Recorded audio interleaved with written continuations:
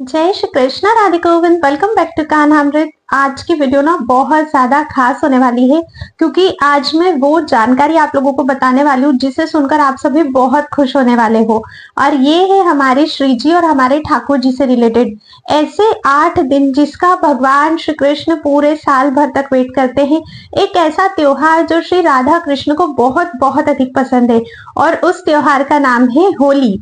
तो देखिए, 7 मार्च से लेकर 14 मार्च तक होलाष्टक लग रहा है।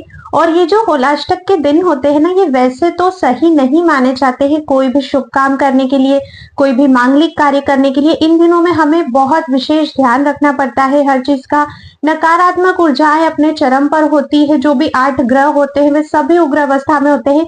होलाष्टक पर मैं ऑलरेडी वीडियो बना चुकी हूँ, लिंक आपको डिस्क्रिप्शन बॉक्स में मिल जाएगा, आप वहां से जरूर चेकआउट करना कि हमें क्या करना है, क्या नहीं करना है, और किन किन सावधानियों को होलाष्टक पे हमें रखना है। आज की वीडियो में मैं बताने वाली हूँ कि होलाष्टक की ये जो अशुभ 8 दिन माने जाते हैं, या जिन्हें जले कटे दिन भी कहा जाता है, वही 8 दिन भगवान श्री कृष्ण और राधा रानी को प्रसन्न करने के लिए हमारे पास एक गोल्डन अपॉर्चुनिटी है।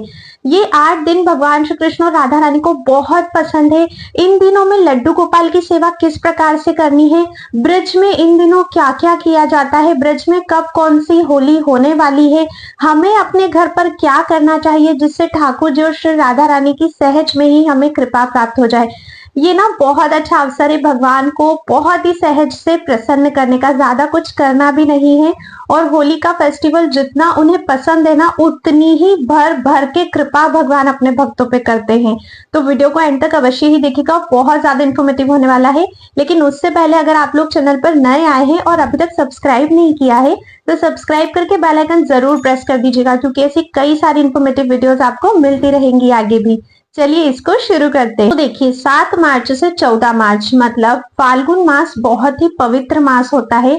फाल्गुन मास के शुक्ल पक्ष की अष्टमी तिथि से लेकर फाल्गुन मास के शुक्ल पक्ष की पूर्णिमा तक श्री राधा कृष्ण की विशेष होली सेवा की जाती है।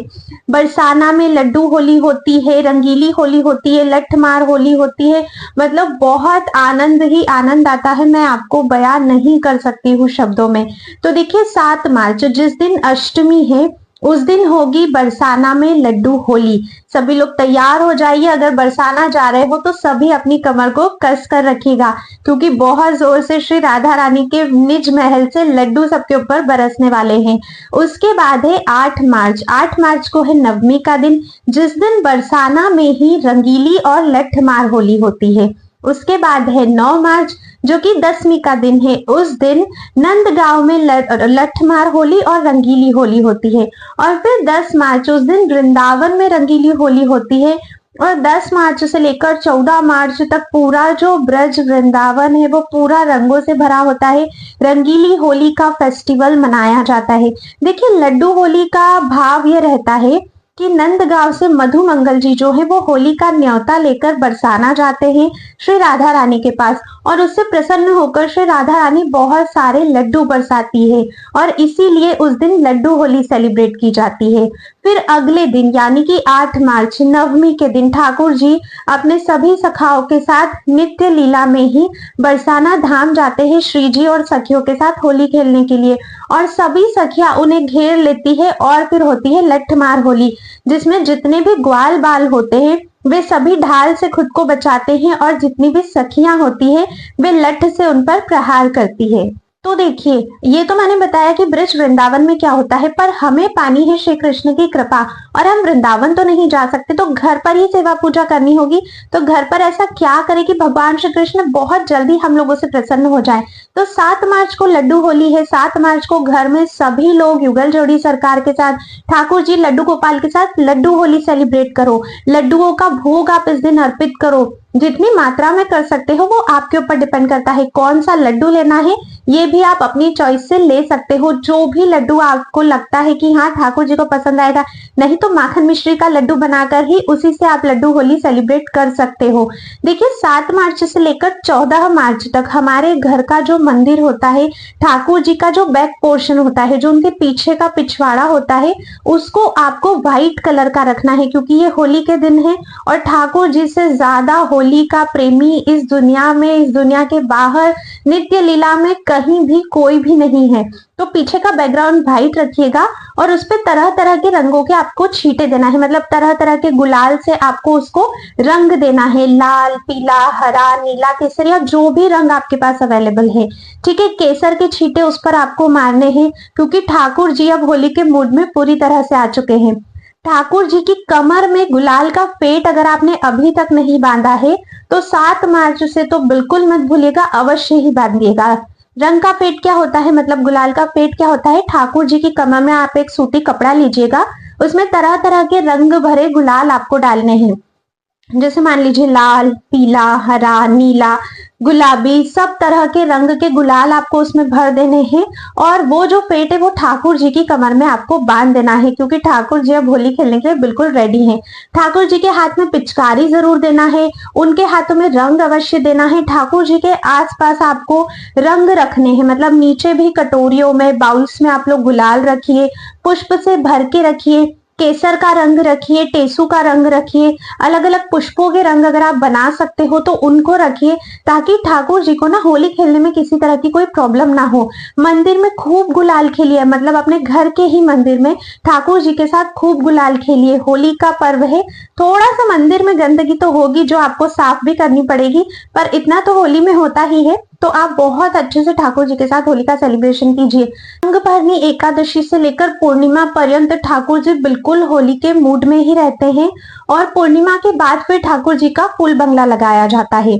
तो हमें भी यही प्रक्रिया करनी है अपने घर पे, कि आपको खूब गुलाल खेलना है, ठाकुर जी के साथ खूब रंग खेलना है, खूब अच्छे अच्छे पकवान लगवाने हैं। अब देखिए 8 मार्च को है लठमार होली, रंगीली होली बरसाना में, और 9 मार्च को नंदगांव में है लठमार होली। तो इसी भाव से 8 मार्च और 9 मार्च को श्री कृष्ण के सर पर और श्री कृष्ण के हाथों में आप या तो चाहे तो थर्माकोल की, कागज की किसी भी फॉर्म में ढाल बना लीजिए छोटी सी, और वो जरूर उनको दीजिएगा।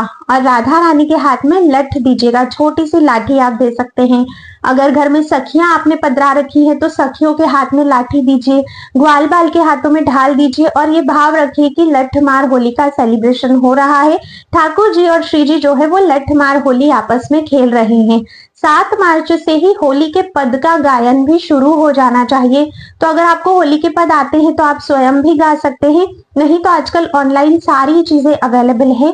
आप ऑनलाइन होली के पद निकालिए और 7 मार्च से 14 मार्च तक घर में ही आप उन्हें चला सकते हो, जिससे ठाकुर जी के कानों तक वो होली के पद पहुंचते रहे। गौर पूर्णिमा भी आ रही है, जिस दिन पूर्णिमा होती है फाल्गुन मास की, उसे गौर पूर्णिमा कहा जाता है। तो महाप्रभु जी की बधाई गान भी हमें 7 मार्च से शुरू कर देना चाहिए। ये जो 8 दिन होते हैं ना, ये बहुत ज्यादा विशेष होते हैं राधा कृष्ण की सेवा करने के लिए। तो इन सभी बातों का आपको बहुत ध्यान रखना है। अब ये मौका फिर हमारे पास साल भर बाद आएगा, इसको बिल्कुल भी मत गवाइए। श्री कृष्ण हमसे बात करें, श्री कृष्ण हमारे साथ खेलें, श्री कृष्ण की कृपा हमें प्राप्त हो, हम उन्हें प्रसन्न कर सके, उनकी भक्ति में आगे बढ़ सके, उसके लिए ये छोटी छोटी चीजों का ध्यान रखना। जितने उल्लास से भगवान श्री कृष्ण इस फेस्टिवल को मनाते हैं, उतने ही हर्षोल्लास के साथ उनके साथ ये त्योहार मनाना, पूरी तरह से समर्पण करना, पूरे मन से। देखिए हम लोग आपस में तो होली खेलते ही हैं, पर सच्ची होली तो वो है कि जिसके साथ खेली जाए, जिसका ये त्योहार है, जिससे ये त्योहार है, और वो है हमारे राधा गोविंद।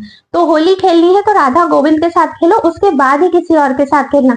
और सच बता रही हूँ, आपको इतना आनंद आएगा, इतना आनंद आएगा कि आप लोग फिर मुझे कमेंट करके अवश्य बोलोगे कि हाँ, हमें ये पद्धति से होली सेलिब्रेशन में बहुत सुकून मिला।